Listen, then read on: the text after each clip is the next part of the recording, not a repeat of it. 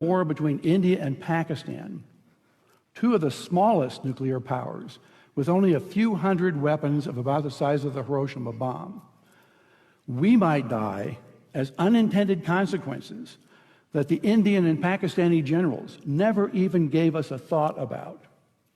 My colleagues, Luke Oman and Alan Roebuck, calculated the spread of smoke after a war between India and Pakistan.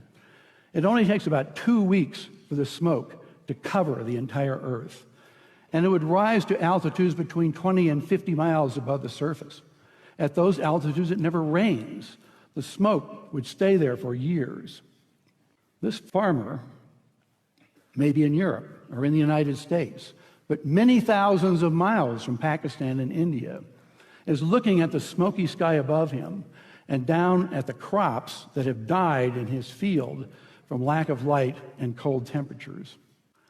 It's estimated that in a war between India and Pakistan, that we would lose 10 to 40% of the yields of corn, wheat, and rice for years afterward because of the bad weather.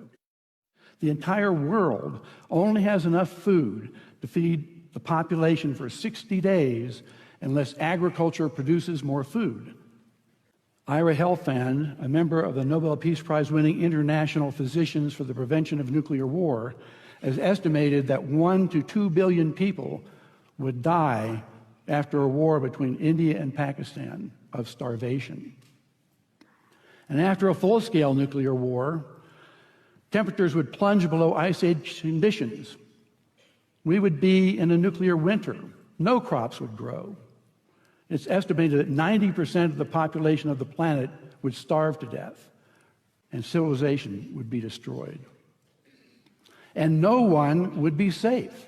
Not those in countries with no nuclear weapons, not those in countries that didn't participate in the war, and not those on the other side of the planet from where the explosions occurred. No one would be safe.